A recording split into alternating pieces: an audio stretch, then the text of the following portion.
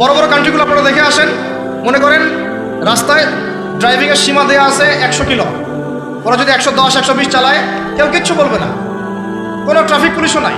মোবাইলে একটা মেসেজ চলে আসবে যে তোমার এই 1500 রিয়াল 2000 রিয়াল জরিমানা করা হয়েছে, দিবা না? ড্রাইভিং লাইসেন্স বাতিল। ওটা বাতিল তো হবেই, 6 মাসের জন্য জেল খাটবে, বাপ করে টাকা দিয়ে আসবে। টাকা না দিলেও আর ভয়ে চালাবে না, বাবারে বাবা একবার 1500 রিয়াল খাইছে আবার খাওয়া যাবে। আইন শুধু থাকলে হয় না, আইনের একদম কঠোর বাস্তবায়ন থাকতে হবে। এই জিনিসটা যদি থাকে দেখবেন সমাজ ঠিক হয়ে গেছে ইনশাআল্লাহ। আল্লাহ পাক আমাদের সবাইকে কথাটা মন থেকে বোঝার তৌফিক দান। আমরা কি কারো শত্রু? আমরা সবার শুভাকাঙ্ক্ষী। যদি এই জিনিসটা শক্তভাবে বাস্তবায়ন করা যায় দেখবেন খাবারের ভেজাল এমনি বন্ধ হয়ে গেছে। মানুষকে মেরে ফেলতেছে খাবার দিয়ে, আর 3 দিনের বাসি তেল দিয়ে রান্না করছে, বললো একবার টাটকা রান্না খেয়ে ফেলে। এই যে কোলেস্ট্রল বেড়ে গেল, ক্যান্সার হচ্ছে। গরু ইঞ্জেকশন দিয়ে ফুলায় খাবায় মোটা তাজা করে ফেলায়, করে নাই? কি অবস্থা মানুষের বুদ্ধি! চালের মধ্যে এটা মিশাচ্ছে, ডালের মধ্যে এটা মিশাচ্ছে, পানির মধ্যে কি মিশাই দিচ্ছে, ড্রেনের পানি বলতেছে মিনারেল ওয়াটার। হ্যাঁ, ডাব খাবেন, ডাবের পানি আগে ইঞ্জেকশন দিয়ে বের করে ফেলাইছে, আগে খাই ফেলছে, অল্প একটু বাকি আছে, ওটার দাম হাঁকাচ্ছে 150 টাকা। নিচ থেকে উপর পর্যন্ত আমাদের সমাজে খালি প্রতারণা চলতেছে। এই কারণে আমাদের উপর থেকে আল্লাহর রহমত দিন দিন উঠে যাচ্ছে। আমাদেরকে সতর্ক হওয়া উচিত, আমাদেরকে সৎ হওয়া উচিত। সৎ হইতে পয়সা লাগে না, সৎ হইতে পয়সা লাগে? সবাই যার যার জায়গা থেকে ভালো হয়ে যায়, কিচ্ছু করা লাগবে না ইনশাআল্লাহ। আপনি মাদক খায়েন না, কেউ জোর করে মাদক খাওয়াবে? আপনি নিজে সুদ খায়েন না, কেউ জোর করে সুদ খাওয়াবে? এখানে কেউ মাদকের দোকান দিল, আমরা খাই না, ও দোকান নিয়ে চলতে পারবে না? টামটপলা বাঁধে চলে যাবে, কি করবে? চাইতে বাধ্য সে, আমরা খাইলে সে ব্যবসা করবে। আল্লাহর ওয়াস্তে আমরা কোনো রকম প্রতারণার কাছেও যাব না, হারামের কাছেও যাব না, এবং অন্যকে আমরা প্রতারিত করবো না ইনশাআল্লাহ। বাজার মার্কেটে একটা অনেক জটিল বিষয়। রমজান মাস আসলেই দেখবেন দাম বাড়া শুরু হয়েছে। এখনই অসাধু ব্যবসায়ী যারা, ওরা রিস্টোর করে ফেলাইছে, ওরা আবার সিন্ডিকেট করে ফেলবে যে এই দামের বাইরে যাবে না। তখন আবার দেখবেন যে সরকার বিপাকে পড়ে গেছে, দাম আর কন্ট্রোল করতে পারতেছে না, তখন ভর্তুকি দেওয়া লাগতেছে, আবার ওদেরকে আইনে আনা লাগতেছে। মানে আমরা নিজেরাই ঠিক নাই। কারা ঠিক নাই? আমরা নিজেরাই ঠিক নাই। এই কারণেই তো আমরা মানে আমাদের সমাজের উপর থেকে আল্লাহ পাকের রহমত বরকতটা উঠে যাচ্ছে দিন দিন। আপনি দেখে নিয়েন, যে পণ্যের দাম এখন 200 টাকা, রমজান মাস আসলে দেখবেন 250 টাকা 300 টাকা বাড়াই দিচ্ছে। এটা ব্যবসায়ীরা করবে, অনেক অসাধু ব্যবসায়ী করবে, এটা অনেকেই করবে, এখনো চলতেছে। আমাদের বাংলাদেশে এমন কিছু নাই যেটা উৎপন্ন হয় না। আমরা যদি আমাদের এখানে সঠিক জাকাত ভিত্তিক অর্থনীতি থাকতো, সততা থাকতো, ইনসাফ থাকতো, আমানত থাকতো, আমাদের জিনিস আমরা খেয়ে শেষ করতে পারতাম না, এরপর বাকিটা রপ্তানি করতে পারতাম।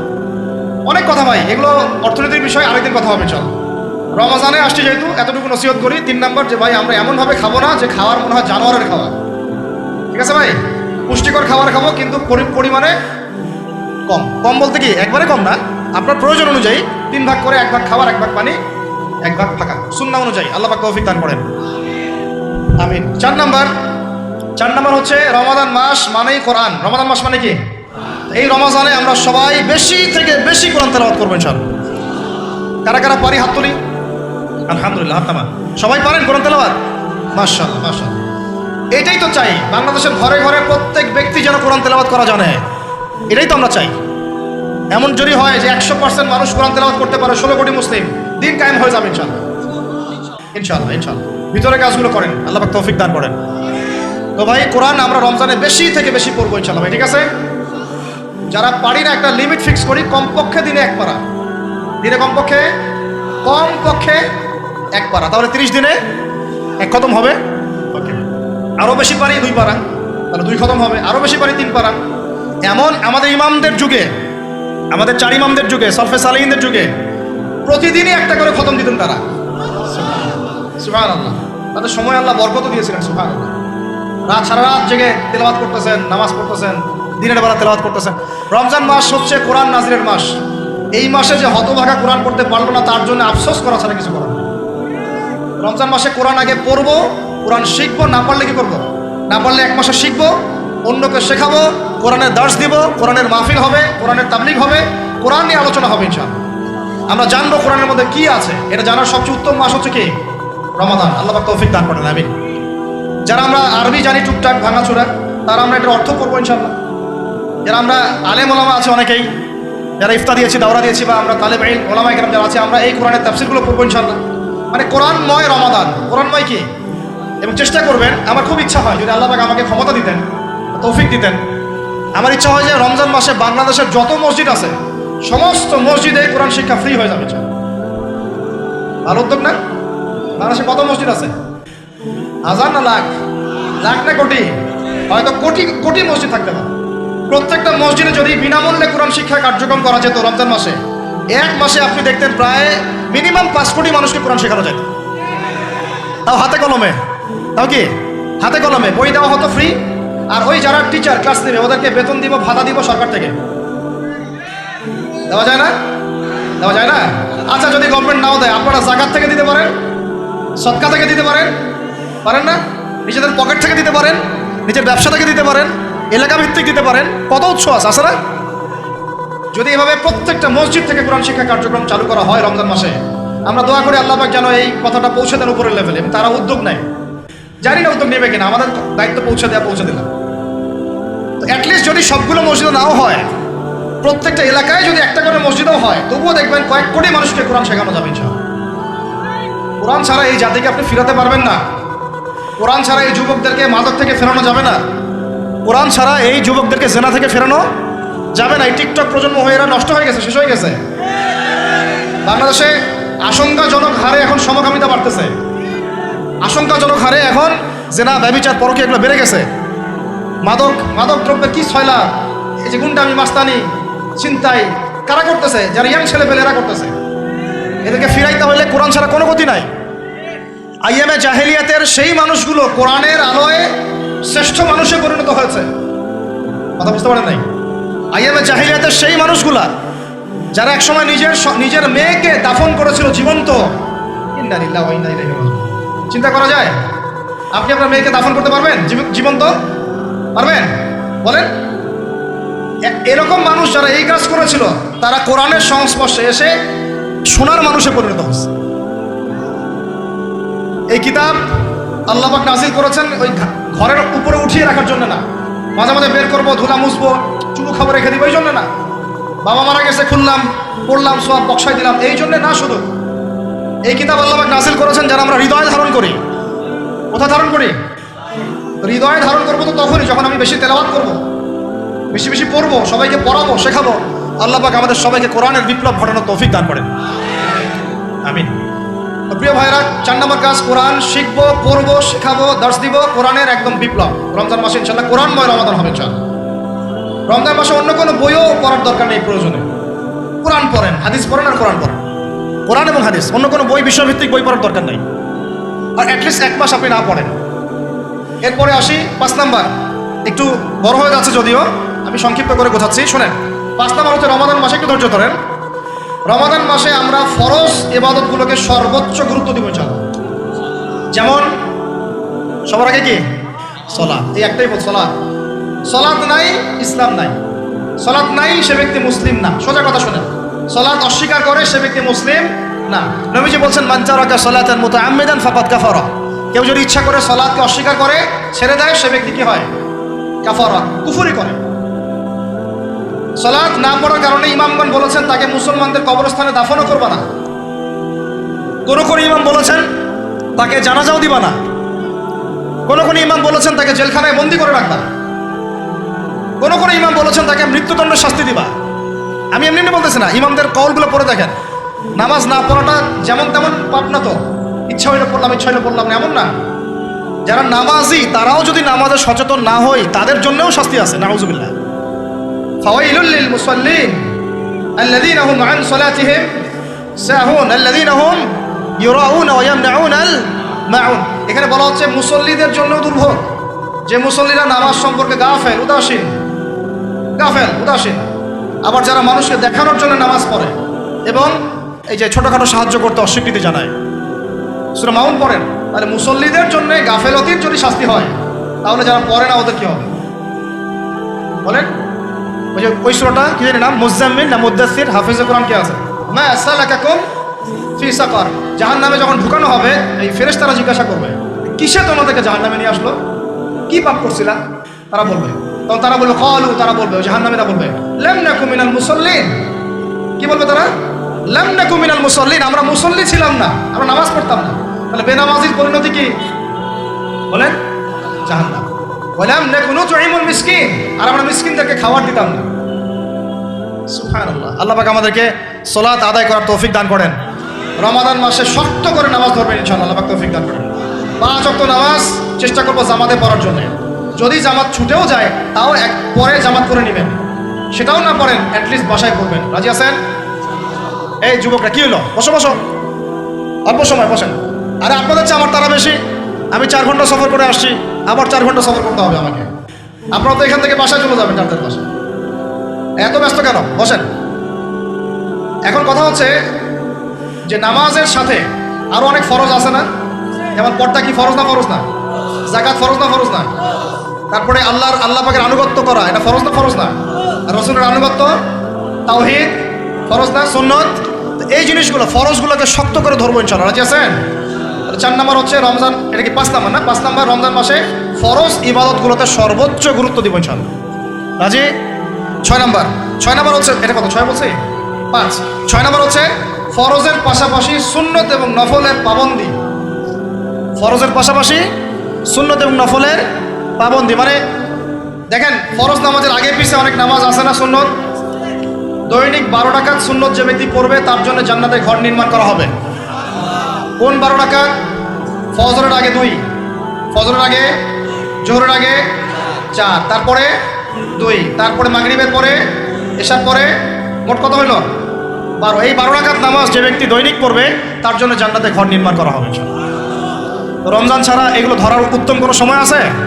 অনেক সময় মিস হয়ে যায়, রমজানে যেন ধরি আমরা, আল্লাহ পাক তৌফিক দান করেন। এর পাশাপাশি দেখেন দৈনন্দিন অনেক সুন্নতের আমল আছে না? বিভিন্ন কাজের দোয়া, মাসনুন দোয়া, জিকির আজকার, এগুলো আছে না? এই প্রত্যেকটা কাজকে শক্ত করে আঁকড়ে ধরবেন ইনশাআল্লাহ, আল্লাহ পাক তৌফিক দান করেন। আমিন। যে কাজটা করবেন তার আগে জেনে নেবেন ওই কাজটা কিভাবে করলে সুন্নত হবে। সকালে উঠে এক দৌড় দিয়ে বাথরুমে যাবেন না, উঠে আগে বসবেন, চোখ ঘষবেন, মুখ থেকে ঘুমের ভাব দূর করবেন, তারপরে বলবেন আলহামদুলিল্লাহ আল্লাযী আহইয়ানা বা'দা মা আমাতানা ওয়া ইলাইহিন নুশুর। তারপরে আপনি যাবেন আস্তে আস্তে বাথরুমে, বাম পা দিয়ে ঢুকলেন, ইস্তেঞ্জা করলেন, ডান পা দিয়ে বের হবেন। ঢোকার সময় দোয়া আছে, আল্লাহুম্মা ইন্নী আউযু বিকা মিনাল খুবসি ওয়াল খাবাইস। বের হওয়ার সময় আলহামদুলিল্লাহ আল্লাযী আযহাবা আনিল আযান ওয়া আফানি গুফরানাকা, দোয়া আছে। এগুলো সুন্নাহ মোতাবেক কাজ করবেন। বুঝাতে পারতেছি? কাপড় পরবেন, যে কোনো কাপড় পরবেন না, যে কাপড় যে সুন্নত নবী পরতেন সেই সুন্নত পরবেন। চেহারা নবীর মতো হতে হবে, ক্লিন শেপ চেহারা চলবে না, ক্লিন শেপ চেহারা চলবে না। অনেকে মনে করেন যে এটা তো ফরজ কিছু না, এত তাচ্ছিল্য করেন কেন? এটাকে শেভ করা মানে হলো নবীর সুন্নতকে জবাই করা। বুঝাতে পারি নাই? এক মুষ্টি রেখে কাটেন, সেটা আলাদা ইস্যু, আলাদা মাসালা। পুরুষের চেহারায় দাড়ি থাকতেই হবে, মাস্ট বি। পোশাক আশাক থাকতেই হবে নবীর মতো। আমরা আমাদের সংস্কৃতি নিয়ে গর্বিত না? গর্বিত না? ইসলামিক সংস্কৃতি কোনো দেশ, জাতি, বর্ণ নির্দিষ্ট করে আসে না সবার জন্যে। আমাদের নবী কি আরবদের নবী না পুরো বিশ্বের নবী? তাহলে আমাদের নবীর সুন্নত কি শুধু আরবরা পালন করবেন, আমরা সবাই করব? এখন আমাদের সবার চেহারা নবীর সুন্নাহ অনুযায়ী হতে হবে। গোফ ছোট করতে হবে, দাড়ি লম্বা করতে হবে, পোশাক ঠিক করতে হবে, টাকনুর উপরে কাপড় পরতে হবে। এখন ছেলেরা পরে টাকনুর উপর কি, হ্যাঁ ছেলেরা পরে টাকনুর নিচে, আর মেয়েরা পরে কি উপরে। এরপরে বসে ছেলের সাথে বাইকে, দেখবেন হাঁটু পর্যন্ত দেখা যায়। বিষয়টা এমন না? এখন হুজুর আপনারাও দেখেন না? আমরা দেখি না, আপনারা দেখান। আমরা কি করি না? আমরা দেখি না, বরং আপনারা দেখান। দেখালে আমরা চোখটা সরাই বলি আউযু বিল্লাহি মিনাশ শাইতানির রাজিম। চোখে বললে আমরা কি বলি? আউযু বিল্লাহি মিনাশ শাইতানির রাজিম। এখন আসেন আমাদের পোশাক আশাক, কথাবার্তা, চলাফেরা, আমল, খাওয়া, ঘুম, ব্যবসা বাণিজ্য যা আছে, রাজনীতি, অর্থনীতি, সমাজনীতি, সব কিছু নবীর সুন্নাহ মাফিক ঢেলে সাজাইতে হবে। রাজি কি না? রমজান মাসে এটা নিয়াত করা যাবে ইনশাআল্লাহ? ইনশাআল্লাহ, আল্লাহ পাক তৌফিক দান করেন। আমিন। কয়টা বলছি ভাই? 6টা। 7টা? 6টা। 7 নম্বর আসেন ভাই। 7 নম্বর হচ্ছে আমরা কোনো অবস্থায় হারাম কোনো রিজিকে যাব না। রাজি? রোজা রাখতেছেন, ইবাদত করতেছেন, নামাজ পড়তেছেন, তারাবি পড়বেন, অনেক কিছু করবেন। এবার এদিকে রিজিকে সুদ, এদিকে রিজিকে ঘুষ, রিজিকে এখানে দুর্নীতি, এখানে করাপশন, এখানে বাপে কম দেওয়া, একটা ইবাদতও কবুল হবে না। হারাম রিজিক থাকলে বিশ্বাস করেন আমি এমনি কথা বলতেছি না, নবী সাল্লাল্লাহু আলাইহি ওয়াসাল্লাম বলেছেন ইন্নাল্লাহা তাইয়্যিব লা ইউকবালু ইল্লা তাইয়্যিব, আল্লাহ পবিত্র, আল্লাহ পবিত্র ছাড়া গ্রহণ করেন না, কবুল করেন না। মুসাফিরের দোয়া আল্লাহ ফিরাই দেন না, সেই মুসাফির যদি হারাম খায় সেই দোয়াও কবুল হচ্ছে না। একজন মুসাফির হাত তুলে দোয়া করছিলেন, নবীজি বলছেন মাথায় ধুলা, গায়ের কাপড় ঠিক নাই, মুসাফির সেজদায় আল্লাহর কাছে দোয়া করছে, হাত তুলে দোয়া করছে, আল্লাহ আমাকে এইটা দাও, ওইটা দাও, ওইটা দাও, ইয়া রব্বি ইয়া রব্বি ইয়া রব্বি। নবীজি বলছেন এই ব্যক্তি যদিও মুসাফির কিন্তু কিভাবে তার দোয়া কবুল হতে পারে? তার পানীয়টা হারাম, তার খাবারটা হারাম, তার পোশাকটা হারাম। যেতে পারছে ভাই? এমনিতে মুসাফিরের দোয়া কবুল হয়, 3 ব্যক্তির দোয়া আল্লাহ ফিরাই দেন না। কয় ব্যক্তি? এক নম্বর হচ্ছে মুসাফির, 2 নম্বর হচ্ছে কি সন্তানের জন্য পিতামাতার দোয়া, আর 3 নম্বর কি মাজলুমের দোয়া। মাশাআল্লাহ, আপনারা জানেন ভালোই। মাজলুম মানে কি? যার উপর জুলুম করা হয়, যার উপর জুলুম করা হয়েছে। আমরা এখন কিন্তু সবাই মাজলুম, তাই না ভাই? পুরো মুসলিম উম্মাহ এখন মাজলুম। ইনশাআল্লাহ এই অবস্থা থাকবে না। ইনশাআল্লাহ জালেম যেখানে জুলুম করবে পতন হবে, সমস্ত জালেমদের পতন বিশ্ব থেকে হবে ইনশাআল্লাহ। এটা সময়ের ব্যাপার, কিসের ব্যাপার? আল্লাহ পাক পরীক্ষা করছেন আমাদেরকে। ইসরায়েল সারা জীবন বোম মারতে থাকবে না ইনশাআল্লাহ তাআলা। ফিলিস্তিনের মা বোনরা এভাবে ধর্ষিত হবে না ইনশাআল্লাহ। একদিন ওই বাচ্চারা বড় হবে, ওরা যুদ্ধ করবে ইনশাআল্লাহ। এই ভাইরা যাদেরকে মারা হচ্ছে, এই এই লীলা খেলা চলবে না ইনশাআল্লাহ। ইনশাআল্লাহ তাআলা এই হাদিসের উপর বাস্তবায়ন হবে। কোন হাদিস? নবীজি বলেছেন লা তুকাতিলুনাল ইয়াহুদ, তোমরা অবশ্যই এই জালেম ইহুদিদের সাথে যুদ্ধ করবেই। ওয়ালা তাকতুলুনহুম, তোমরা অবশ্যই এদেরকে হত্যা করবেই। এমনকি ওরা পাথরের পিছনে লুকালেও হাত্তা ইয়াকুলুল হাজার ওয়াশ শাজার, পাথর গাছ কথা বলা শুরু করবে। ইয়া মুসলিম, হে মুসলিম সৈন্য, ইন্না ওয়ারাইল ইয়াহুদ তাআল ফাকতুলহু, আমার পিছনে ইহুদি লুকিয়ে আছে, ভয়ে লুকাইছে, আসো একে হত্যা করো। কে বলবে? পাথর গাছ কথা বলবে। এটা গাল গল্প রূপ কথা না। এখন যা দেখতেছেন এগুলো চিরস্থায়ী নয়। কথা প্রসঙ্গে চলে আসলো, 3 ব্যক্তির দোয়া আল্লাহ পাক ফেরত দেন না, মাজলুম, সন্তানের জন্য পিতামাতার দোয়া এবং মুসাফিরের দোয়া। কিন্তু যদি রিজিক হারাম হয় তাহলে তাহলে আমাদের নসিহত নাম্বার কতটা? 7। আমরা কোনো অবস্থায় হারাম রিজিকে সম্পৃক্ত হব না। রোজা রেখে তো মোটেই না, এবং এটা চর্চা করবো যাতে করে আমরা হারাম থেকে বেঁচে থাকতে পারি। ঠিক আছে ভাই? 8 নাম্বার হচ্ছে আমরা রমজান মাসে সবার জাকাতগুলো দিয়ে দিব ইনশাআল্লাহ। জাকাত যাদের ফরজ হয়েছে আল্লাহর রাস্তায় জাকাত দিয়ে দেন। জাকাত দিবেন না, এটাও জাহান্নামে যাওয়ার অন্যতম কারণ। ওই সম্পদগুলোকে এভাবে গলানো হবে, গলিয়ে মুখে, গালে, পার্শ্বদেশে, চামড়ায় লাগিয়ে দেওয়া হবে। নাউজুবিল্লাহ। সূরা তওবায় আছে না? কোন সূরায়? তওবায়। জাকাত দিতে হবে। কেউ যদি জাকাতকে অস্বীকার করে সে কাফের হয়ে যাবে। কেউ যদি জাকাতকে অস্বীকার করে কি হয়ে যাবে? কাফের হয়ে যাবে। কেউ যদি মনে করে নামাজ ফরজ, নামাজ মানি, জাকাত মানি না, কি হয়ে যাবে? কাফের হয়ে যাবে। এখন আমার কথা হচ্ছে, ইসলামী অর্থনীতির মূল ভিত্তি হচ্ছে জাকাত। জাকাত যদি ঠিকঠাক মতো দিতেন, বাংলাদেশে একটা দরিদ্র মানুষও খুঁজে পাওয়া যেত না। এটা গাল গল্প না, এটাই বাস্তবতা। কিন্তু আমরা সেটা বাস্তবায়ন করতে পারি নাই, পারছি না। আমার কথা শোনেন ভাই, বাংলাদেশে এমন অনেক মানুষ আছে, হাজার হাজার, যাদের জাকাত যদি আপনি কালেক্ট করতে পারেন, সমাজে একটা দরিদ্র মানুষ খুঁজে পাওয়া যাবে না। এমন একজন মানুষের জাকাত দিয়ে আপনি একটা গ্রামের মানুষকে খাওয়াইতে পারবেন। মিলসের মালিক জাকাত দেয় না, গার্মেন্টসের মালিক অনেক জাকাত দেয় না, ফ্যাক্টরি মালিক জাকাত দেয় না, অনেকে কানাডায় বাড়ি ঘর করতেছেন, এখানে জাকাত দেন না। আছে না এরকম? জাকাত না দিলে ইসলামের খুঁটি থেকে নাম কাটা পড়ে গেল। ইসলামের ভিত্তি কয়টা? 5টা না? তাওহীদের পরে কি সালাত না? সালাতের পরে কি? জাকাত। তারপরে না রমাদান এবং হজ, তাই না বিষয়টা? আল্লাহ পাক আমাদেরকে ইসলামের এই 5টা পিলারের অন্যতম পিলার জাকাতের উপর আমল করার তৌফিক দান করেন। কয়টা বললাম ভাই? 8টা। 9 নাম্বার হচ্ছে জাকাত যাদের ফরজ হয় না। আচ্ছা, জাকাত সম্পর্কে 2টা কথা। জাকাত কিন্তু সোনারও জাকাত আসে, রূপারও জাকাত আসে, এই গবাদি পশুরও জাকাত আসে, আবার কৃষি জমিরও কিন্তু জাকাত আসে। কৃষি জমির ফসলের কি হয়? জাকাত আসে, ওটাকে ওসর বলা হয়। আমরা অনেকে এটা জানিও না। ওলামায়ে কেরামদের সাথে পরামর্শ করবেন, আপনার সম্পদের জাকাত আসছে কিনা, এটা নিসাব পরিমাণ হলে বের করে ফেলতে হবে। আল্লাহ পাক আমাদেরকে জাকাতগুলো বের করার তৌফিক দান করেন। আচ্ছা, আর জাকাত দিবেন এমন জায়গায় যেখানে দিলে দিনের খেদমত হচ্ছে। ইন্নামা সাদাকাতু লিল ফুকারা ওয়াল মাসাকিন ওয়াল আমিলিনা আলাইহা ওয়াল মুআল্লাফাতি কুলুবুহুম, আয়াত আছে না? ওয়া ফির রিকাব, এটা সূরা তাওবায় আছে না? সূরা তাওবার 60 নম্বর আয়াত। কত নম্বর? 60। সূরা তাওবার কত নম্বর? এই সূরার 60 নম্বর আয়াতে জাকাতের 8টা খাত বর্ণিত আছে। এই যে কোনো খাতে আপনি দিতে পারেন, তবে আমার পরামর্শ দিনের রাস্তায় ফি সাবিলিল্লাহ এগুলোতে জাকাত দিলে ভালো হবে, আত্মীয়দেরকে দিলে ভালো হবে, মিসকিনদেরকে দিলে ভালো হবে ইনশাআল্লাহ। আল্লাহ পাক তৌফিক দান করবেন। তো এটা হলো 8, 9 নাম্বার হচ্ছে 9 না 8, 8 শেষ হলো 9 নাম্বার। 9 নাম্বার যাকাত ছাড়াও আমরা বেশি বেশি দান সদকা করবো ইনশাআল্লাহ। রমজানে বেশি বেশি সদকা করবেন, বেশি বেশি সদকা। মানে সদাকার এমন ক্ষমতা আছে যে আপনার তাকদিরে মনে করেন একটা বিপদ লেখা আছে, মনে করেন তাকদিরে একটা বিপদ আছে, আপনি এখানে সদকা করছেন, সদকা করছেন, এই সদাকার ওসিলাতে আল্লাহ পাক আপনার এই বিপদটা দূর করে দিতে পারেন। একটা রোগ হয়েছে, বিপদে পড়ে গেছেন, এখন যদি গোপনে গোপনে সদকা করতে থাকেন এবং ওই ওসিলায় আল্লাহর কাছে দোয়া করেন যে আল্লাহ এই সদকার ওসিলায় আমার এই বিপদটা তুমি কাটাই দাও, আল্লাহ কাটাই দেবে। সদকার এমন ক্ষমতা আছে, তবে এটা ঢাকঢোল পিটায় না, যত পারেন গোপনে গোপনে। হ্যাঁ, প্রকাশ্যেও দেওয়া যায়, গোপনে দেওয়া উত্তম। গোপনে দেওয়া কি উত্তম, প্রকাশ্যেও দেওয়া যাবে, কোনো সমস্যা নেই। আমরা সদাকা দিব বেশি বেশি চেষ্টা করবো আত্মীয়র হক দেওয়ার, আত্মীয়দেরকে দেওয়ার জন্য। প্রতিবেশী, আমাদের সমাজের ইয়েতিম, আমাদের সমাজের বিধবা, আমাদের সমাজের মিসকিন, ভালো ভালো জায়গায় সদকা করবেন। ঢাকা শহরে দেখা যায় অনেক সময় আমরা গাড়ি দিয়ে যাই, গাড়ির সামনে গ্লাসে নক করে টাকা যাচ্ছে, আল্লাহর ওয়াস্তে কিছু দেন। কে জানি এই হাদিসটা ভিক্ষুকদেরকে শিখাইছে। কোন হাদিস জানেন? যে আল্লাহর ওয়াস্তে কারো কাছে কিছু চাইলে ফিরাইতে হয় না।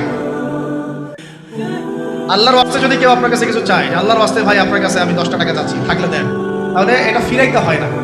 বেচারা আল্লাহর ওয়াস্তে চাইছে, আমি ফিরাবো কেন? আল্লাহর দোহাই দিছে। প্রত্যেকটা ভিক্ষুক দেখবেন চায় আল্লাহর ওয়াস্তে দেন, সেটা নিয়ে গাঁজা খাক আর কি করে করবো, আল্লাহর ওয়াস্তেই চাচ্ছে। অনেক সময় দেখা যায় অনেক ভিক্ষুকের ফ্ল্যাট আছে ঢাকায়, কি আছে, আর আমরা ভাড়া থাকি, যারা দেখি তারা ভালো থাকি, ওই ভিক্ষুকের ফ্ল্যাট আছে। সুবহানাল্লাহ। প্রতারণা যুক্ত, বোঝার বুদ্ধি নাই কোথায় দিলে ভালো হবে। এই জন্যে বাছাই করে করে সদকা করবেন, দিনই খাতগুলোতে বেশি সদকা করবেন, আল্লাহ পাক তৌফিক দান। আর সবচেয়ে ভালো হয়, আমার পরামর্শ, সবচেয়ে ভালো হচ্ছে আত্মীয়দেরকে দিবেন। এখানে আপনি 2 জন নাকি পাবেন, কয়টা? এক, আত্মীয়র হক রক্ষা করলেন, হক আদায় করে তার নাকি সদকা তো করলেন, এটার নাকি আছে। আবার আত্মীয়র সম্পর্ক বজায় রাখলেন, সুসম্পর্ক বজায় রাখলেন, এটা আরেকটা নাকি। আত্মীয়তার সম্পর্ক রক্ষা করা বিশাল ইবাদত। মানে এটা সিলাতুর রাহিম, এটা আল্লাহ পাকের আরশের সাথে ঝুলে থাকে। যে আত্মীয়তার সম্পর্ক রক্ষা করে আল্লাহ পাক তাকে রক্ষা করবেন। আত্মীয়তার সম্পর্ক যে নষ্ট করে দেয় আল্লাহ পাক এই কেটে ফেলবেন। এটা আত্মীয়তার সম্পর্ক নষ্ট করতে হয় না। আত্মীয়তার সম্পর্ক নষ্টকারী জান্নাতে যায় না। এটা না হাদিসটা ওস্তাদ, লা ইয়াদখুলুল জান্নাতা কাতিউর রহমি, মানে আত্মীয়তার সম্পর্ক, রক্তের সম্পর্ক যারা কাতি মানে কেটে ফেলে তারা জান্নাতে যাবে না। তো প্রিয় ভাইরা, আমরা আত্মীয়তার সম্পর্ক রক্ষা করবো ইনশাআল্লাহ। আর আত্মীয়তার মধ্যে সবাই একরকম হয় না, এক এক মানুষ এক এক বুঝেন। কেউ হয়তো আল্ট্রা মডার্ন, কেউ এক্সট্রা অর্ডিনারি মডার্ন, ঠিক আছে, কেউ দিনের ধার কাছেও নাই, কেউ নাস্তিক, এরকম আছে তো নাকি? তা আপনি সৌজন্যমূলক সম্পর্ক বজায় রাখবেন। সালাম কালাম বিনিময়ে আসলে মেহমানদারি করা, সৌজন্যমূলক সম্পর্ক কি করবেন? বজায় রাখবেন। আল্লাহ পাক আমাদেরকে বোঝার তৌফিক দান। কয়টা বলছি? 8 না 9? 9টা। 10 নম্বর হচ্ছে ভাই, রোজা রেখে বেশি বেশি ইস্তেগফার করবেন। কি করবেন বলেন? রোজা রেখে বেশি বেশি ইস্তেগফারের সবচেয়ে ছোট্ট বাক্যটা হচ্ছে আস্তাগফিরুল্লাহ ওয়া আতুবু ইলাইহি। কি বললাম বলেন?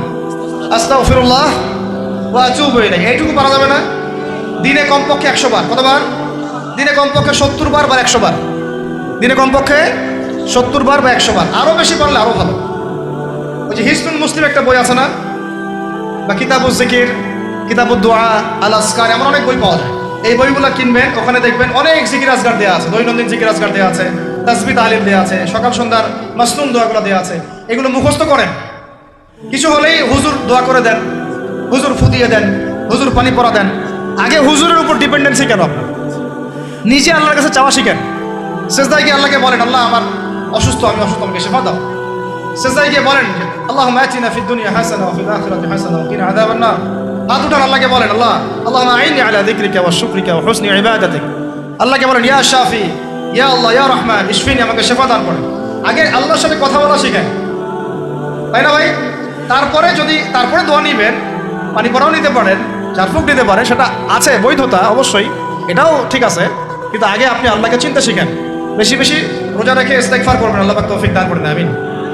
একটা বইয়ের নাম বলেছে হিসনুল মুসলিম, আল আসকার, কিতাবুদ দোয়া, এরকম অনেকগুলো বই আছে বাজারে।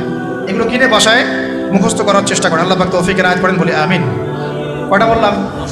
10টা। 11 নম্বর, আসলে আমার মার্কিংটা উল্টা পাল্টা তো বুঝতে পারতেছি না, ঠিক আছে? 11 নম্বর হচ্ছে, শোনেন, 11 নম্বর হচ্ছে, দেখেন, কোরআন খুলবেন, দেখবেন প্রথমে রোজার প্রসঙ্গ যেখানে আসছে কুতিবা আলাইকুমুস সিয়াম, সেখানে আগে আসছে সিয়ামের কথা, তারপরে আসছে শাহরুর রমাদান আল্লাযী উনজিলা ফীহিল কোরআন, কোরআনের কথা, তারপরে আবার আসছে ওয়াইদা সাআলাকা ইবাদি আন্নী ফাইন্নী করিব, দোয়া করার কথা। সুবহানাল্লাহ, কিসের কথা? প্রথমে আসছে রোজা রাখার কথা, তারপরে কোরআনের কথা, তারপরে আল্লাহর কাছে কি করার কথা? দোয়া করার কথা। যখন আমার বান্দারা তোমাকে জিজ্ঞাসা করে, যে আমার সম্পর্কে জিজ্ঞাসা করে, ওয়াইদা সাআলাকা ইবাদি আন্নী, বলো ফাইন্নী করিব, আমি কাছেই আছি, উজিবু দাওয়াতা দাঈ ইযা দাআন, দোয়াকারী যখন দোয়া করে আমি তার দোয়া শ্রবণ করি। সুবহানাল্লাহ, ফালিয়াস্তাজিবু লি ওয়ালিউমিনু বি, আমি তার দোয়া শুনি, অতএব সেও যেন আমার কথা শুনে, সুবহানাল্লাহ, এবং আমার প্রতি ঈমান নিয়ে আসে। তাহলে রোজা রেখে বেশি বেশি কি করব বুঝে ফেলছেন? কি বলে? দোয়া করবেন। কোরআনের পরে কিসের কথা আসছে? রোজাদারের দোয়া ফেরত দেওয়া হয় না। দোয়া কবুল হওয়ার অন্যতম একটা অস্ত্র হচ্ছে রোজা রেখে দোয়া করা। কেমন করে ফেরত দিবে? আল্লাহর জন্য আমরা না খেয়ে আসি, তাই না? আল্লাহ পাকের মায়া হবে না, দয়া হবে না? আমার বান্দা না খেয়ে আছে, আমার বান্দা পানি ত্যাগ করছে, আমার বান্দা স্ত্রী সহবাস ত্যাগ করছে, হালালগুলো ছেড়ে দিয়েছে আমার জন্য, তা আমি কেন তার দোয়া? অবশ্যই আল্লাহ পাক উপযুক্ত মনে করলে দোয়া কবুল করবেনই করবে ইনশাআল্লাহ। দোয়া করার পদ্ধতি জানতে হবে। হারাম খাওয়া যাবে না, শিরিক করা যাবে না, বেদাত করবো না।